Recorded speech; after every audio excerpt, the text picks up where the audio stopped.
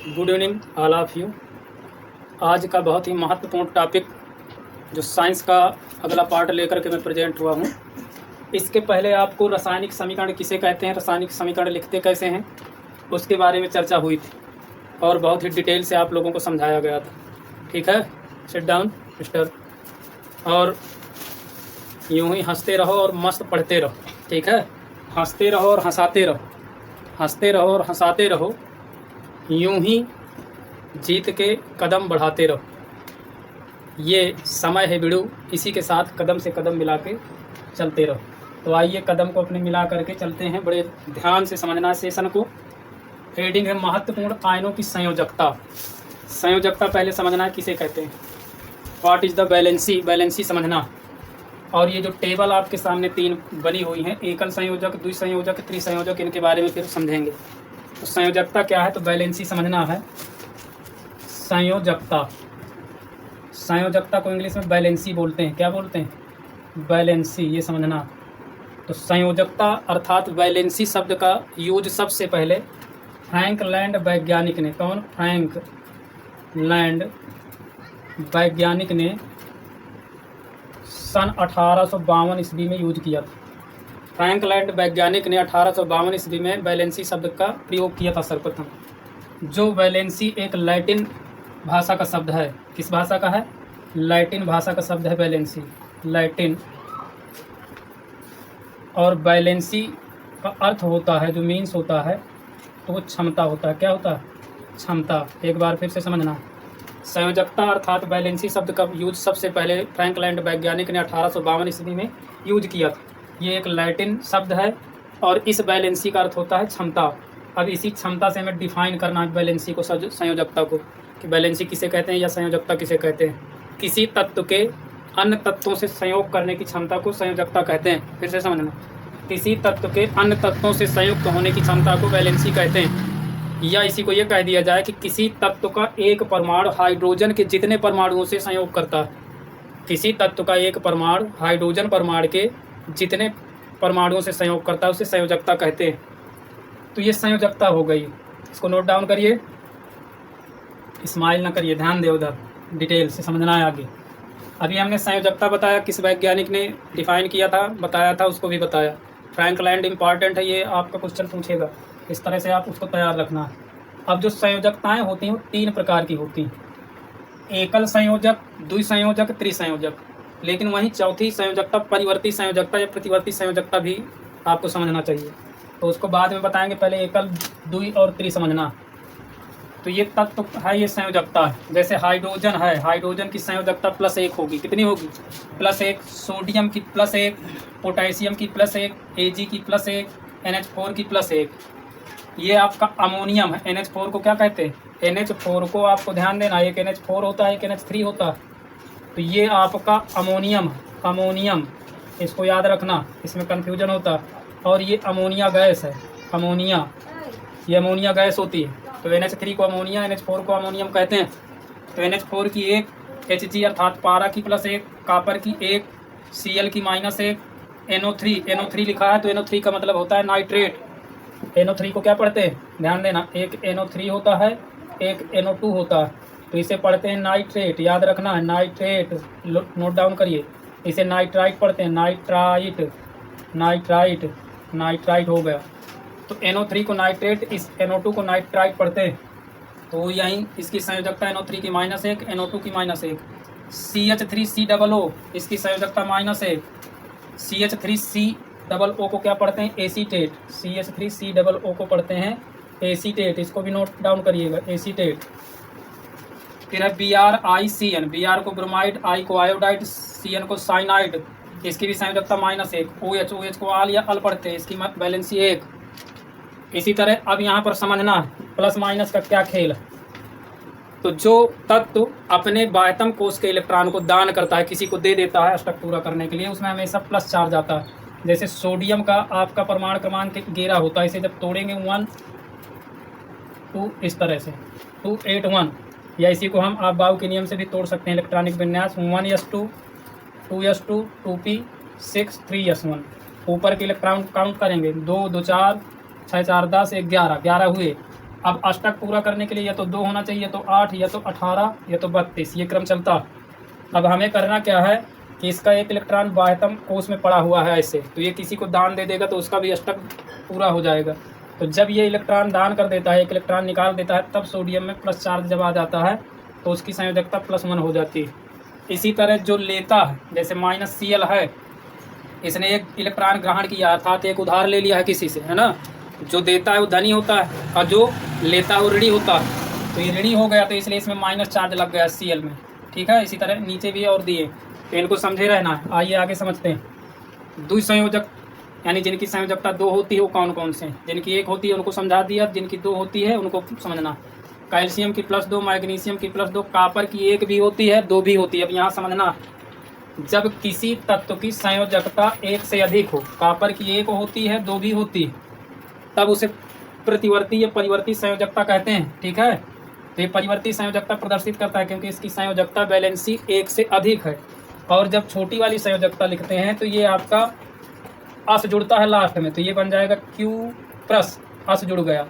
और जब बड़ी वाली संयोजकता लेंगे तो इक जुड़ता है, तो Q' हो जाएगा, Q'। तो ये ध्यान देना है, जब छोटी वैलेंसी लेंगे तो अस जोड़ना है लास्ट में, ठीक है। और जब बड़ी लेंगे तो इक जोड़ना है, तो ये Q+ हो गया जब 1 लेंगे, और जब 2 लेंगे तो Q' हो गया। इसी तरह हर तत्व में लागू होगा, जैसे कापर किस हो गई, और ये Hg पारा मरकरी जिसे कहते हैं +2 है, इसकी भी संयोजकता 2 होती है, Hg की 1 भी होती है और 2 भी होती है। तो ये आपका क्या हो जाएगा, मर्क्यूरस, और ये मर्क्यूरिक। तो इस तरह से इनको आपको ध्यान देना है, क्योंकि रासायनिक समीकरण भी बनवाएंगे और सूत्र जिसे कहते हैं ये आपकी काम आएंगी, इनको नोट डाउन करना। इसी तरह जिंक की +2, Fe की जो है 2 संयोजकताएँ होती है, 2 भी होती है, 3 भी होती है Fe की। तो जब ये छोटा वाला लेंगे तो इसे पढ़ेंगे फेरस, और जब ये 3 लेंगे तो फेरिक पढ़ेंगे, ध्यान दीजिएगा। ये यस खाली लिखा है, इसका नाम होता है सल्फाइड, याद रखना सल्फाइड। और जब SO4 लिखा हो तो इसे पढ़ते हैं सल्फेट। इनको नोट डाउन करते जाइए। और जब SO3 लिखा हो तो इसका नाम होता है सल्फाइड। तो यस खाली लिखा हो तो सल्फाइड, SO4 लिखा हो तो सल्फेट, SO3 लिखा हो तो सल्फाइड। समझ में आ रहा है बालक? आइए महाराज आगे समझते हैं। तो इस प्रकार से इनकी संयोजकता हमने बताई। CO3 को कार्बोनेट पढ़ते हैं, याद रखना क्या पढ़ेंगे, CO3 जहाँ लिखा हो तो इसको पढ़ते हैं कार्बोनेट। और जहाँ पर आपका C2O4 लिखा हो इसे पढ़ते हैं ऑक्सलेट। क्या नाम है इसका, ऑक्सलेट। तो इस प्रकार से इनकी संयोजकता माइनस हो गई। अब देखिए त्रिसंयोजक में समझना है, जिनकी 3 संयोजकता हो, एल्युमिनियम की 3, फेरस ये फेरिक हो गया +3, क्रोमियम की +3, PO4 को फास्फेट पढ़ते हैं, लिख लीजिए फास्फेट। हमें अणसूत्र रटना नहीं है, सीखना है। जब सीख जाओगे तो ज़िंदगी में कभी भूल नहीं सकते हो। तो PO4 को पढ़ते हैं फास्फेट, इसकी संयोजकता होती है -3। BO3 है, BO3 को हम पढ़ते हैं बोरेट। क्या पढ़ेंगे, इसका नाम होता है BO3 का बोरेट।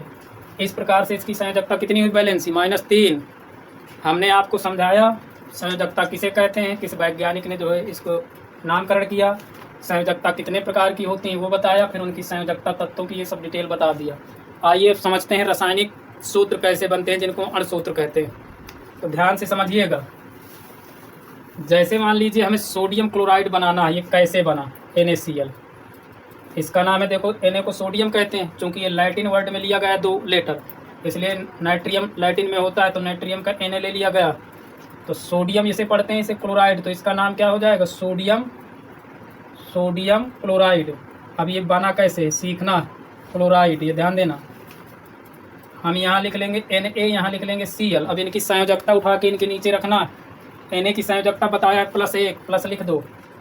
और यहाँ पर इसकी संयोजकता है Cl की -1, तो -1 हो गया। तो इसकी संयोजकता Cl के साथ और इसकी संयोजकता Na के साथ कर देना है, लिख देना। और जब डिजिट बराबर हो संयोजकता की दोनों तत्वों में तो कैंसिल हो जाती हैं, लिखते नहीं हैं। इसको हम ऐसे भी लिख सकते हैं, यानी 1 Cl1, या इसी को हम लिख सकते हैं जब कैंसिल हो जाएंगे डिजिट बराबर है तो NaCl। इसका नाम क्या हो गया, सोडियम क्लोराइड। समझ में आ रहा है बाबूजी? क्यों, चलिए आइए समझते हैं आगे की ओर। अब जैसे मान लीजिए हमें और भी बनाना है सूत्र, थोड़ी देर के लिए ले लीजिए अमोनियम क्लोराइड। तो NH4 को अमोनियम पढ़ते हैं, क्लोराइड ले लीजिए, इसकी संयोजकता +1, और इसकी -1, इसकी संयोजकता इसके नीचे, इसकी इसके नीचे, तो ये बन जाएगा NH4Cl। नामकरण करेंगे, रासायनिक केमिकल नेम क्या हो जाएगा, अमोनियम क्लोराइड। क्या हो जाएगा, अमोनियम क्लोराइड। आइए अब आगे बढ़ते हैं। जैसे मान लीजिए हमें बनाना है पोटासियम नाइट्रेट, तो पोटासियम का संकेत क्या होता है, ये भी लैटिन वर्ड है, कैलियम इसको पढ़ते हैं लैटिन में। और हमें नाइट्रेट NO3 को नाइट्रेट, तो पोटासियम की +1 नाइट्रेट की -1, इसकी इसके नीचे, इसकी इसके नीचे, दोनों की बैलेंसी डिजिट में बराबर है, इसलिए लिखेंगे नहीं, तो ये सीधा ऐसे हो जाएगा KCl। इसका नामकरण क्या हो जाएगा, पोटासियम क्लोराइड। क्या हो जाएगा, पोटासियम क्लोराइड। इस प्रकार से हम ढेर सारे अणुसूत्र या रासायनिक सूत्र बना सकते हैं इन संयोजकता के माध्यम से। आपको संकेत लिखा चुके हैं, 1 से 30 तक आपको तत्वों के नाम, उनके प्रमाण क्रमांक नोट करवा चुके हैं। जिनको प्रतीक के नाम आते हैं, ये संयोजकताएँ आती हैं, तो आसानी से अणुसूत्र भी बना लेगा, उनका नामकरण कर लेगा, और आगे जब समीकरण संतुलित करना बताएंगे तो वो भी कर लेंगे। अब जैसे हमें बनाना है, मान लीजिए थोड़ी देर के लिए कैल्शियम क्लोराइड, कैल्शियम लिख लीजिए, क्लोराइड लिख लीजिए। कैल्शियम की संयोजकता +2 होती है, दिए, क्लोराइड की -1। जब डिजिट बराबर ना हो तो ये इसके नीचे गिनती लिख दोगे, ये इसके नीचे, तो ये बन जाएगा Ca, एक अक्षर लिखते नहीं हैं, और ये 2 यहाँ जुड़ जाएगा, CaCl2 हो जाएगा। तो इसका नाम क्या हो जाएगा, कैल्शियम क्लोराइड हो जाएगा। क्लियर। हमें क्या करना है, संयोजकताएं उठा के रख देना, क्रॉस मल्टीप्लाई करा देना। समझ में आ रही ना बात जो बता रहे हैं? अच्छे छात्र ध्यान से समझते जाइए। आगे देखिए, अब जैसे हमें जिंक सल्फेट बनाना, ये जिंक सल्फेट का पूछ लिया गया कि अणुसूत्र क्या है, रासायनिक सूत्र, तो Zn हो गया, SO4 को सल्फेट पढ़ते हैं, Zn की संयोजकता +2 और इसकी -2, इसकी संयोजकता इसके नीचे, इसकी इसके नीचे। हमने बताया कि जब बैलेंसी दोनों की सेम हो तो बैलेंसी नहीं लिखते हैं, संयोजकता नहीं लिखी जाती, तो ये क्या हो जाएगा, ZnSO4। अगर इसका रासायनिक सूत्र पूछ रहा है, रासायनिक नेम, तो ये जिंक सल्फेट हो जाएगा, क्योंकि Zn को जिंक पढ़ते हैं, SO4 को सल्फेट पढ़ते हैं, पहले भी बताया, तो ये जिंक सल्फेट बन गया। इस तरह से हम अनेक अणुसूत्र तैयार कर सकते हैं। जैसे मान लीजिए हमें बनाना है फेरस कार्बोनेट, तो फेरस अस बनाना है, तो अस में हमने बताया कि अस लगेगा लास्ट में, तो छोटी बैलेंसी लेते हैं, तो +2 होती है, इसकी 3 भी होती तो छोटी वाली लेंगे। और कार्बोनेट का CO3, अब इसकी -2, तो ये बराबर है डिजिट, तो ये दोनों आपस में मिल जाएंगे, CO3। इसका नाम क्या बन गया, फेरस कार्बोनेट। क्या बन जाएगा, फेरस कार्बोनेट। अब यहीं पर जैसे मान लीजिए हमें फेरिक कार्बोनेट बनाना हो, तो इसकी संयोजकता 3, सेम बैलेंस वो नहीं है बैलेंसी, तो ये डिजिट इसके नीचे, ये इसके नीचे, तो ये हो जाएगा Fe2 और CO3। ये दोनों के लिए कॉमन गिनती है, तो इसका कोष्टक में होल थ्राइस लगा देंगे, तो ये क्या। तो जैसा कि हमने बताया कि जैसे हमें फेरिक कार्बोनेट बनाना है, तो 3 संयोजकता लेंगे Fe की, और CO3 की -2, क्रॉस मल्टीप्लाई कराया, तो Fe2 CO3 का होल थ्राइस हो जाएगा। इस प्रकार से हम अणुसूत्र या रासायनिक सूत्र का निर्माण करते हैं, क्योंकि आगे रासायनिक समीकरण का संतुलित करना बताया जाएगा। अब जैसे हमें एल्युमिनियम फास्फेट बनाना है, तो Al की +3, फास्फेट की -3, ये लिखा, ये लिखा। अब ये 3 डिजिट बराबर है इनकी बैलेंसी की, तो लिखेंगे नहीं, सीधा सीधा नोट कर लेंगे, तो AlPO4 एल्युमिनियम फास्फेट नाम हो जाएगा। क्या हो जाएगा, एल्युमिनियम फास्फेट। तो आज के सेशन में ये आपको कैसे रासायनिक समीकरण बनाते हैं, अर्थात अणुसूत्र, इनकी संयोजकता क्या क्या होती है, इसको बिल्कुल अच्छे से कंप्लीट करना है, रट लेना है माइंड में। जब 2-4 बार सेट करोगे, 4-6 बार रटोगे, तो आसानी से याद हो जाएंगी। इनकी अभी एक ट्रिक भी बताई जाएगी कि किसी की संयोजकता को हम कैसे पता लगाएंगे कि ये संयोजकता इसकी इतनी ही होती है, तो ये आगे बताया जाएगा जब आगे आपको साइंस और पढ़ाई जाएगी। क्योंकि time is short, work is long, ठीक है, कार्य ज़्यादा है और समय कम है, इसलिए समय के साथ कदम से कदम मिला के चलना सीखो, और दिन प्रतिदिन नई नई चीज़ें सीखो, ताकि आपको एग्ज़ाम में किसी भी प्रकार की कोई प्रॉब्लम ना हो। क्वेश्चन कहीं से भी पुटअप हो जाए, आप आसानी से उस चीज़ को कर सकें, सॉल्व कर सकें। क्योंकि रटने वाली जो पद्धति होती है वो जा भी सकती है, लेकिन समझी हुई चीज़ जल्दी भूलती नहीं। उम्मीद है कि समझ में आया होगा। और इसको आपको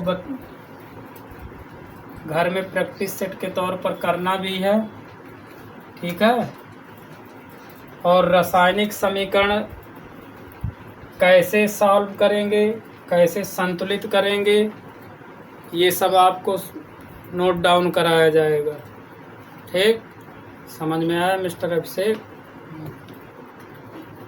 तो इसको नोट डाउन कर लीजिए अच्छे से और तैयार करना है। आज का सेशन सिर्फ इतना ही। नेक्स्ट सेशन में आपके सामने बहुत जल्द मिलेंगे, लेकिन जितने भी वीडियो अपलोड किए जा चुके हैं डिटेल के, आप लोग उनको वॉच करिए, शेयर करिए अपने दोस्तों तक, उसको शेयर करके ग्रो कराइए। और अगर मेहनत पसंद आ रही हो, टॉपिक आपके समझ में आ रहे हो, कंटेंट समझ में आ रहे हो, तो लाइक कमेंट्स के साथ सब्सक्राइब और बेल आइकन भी दबाइए, ठीक है। आज के सेशन के लिए आप सभी लोगों को धन्यवाद।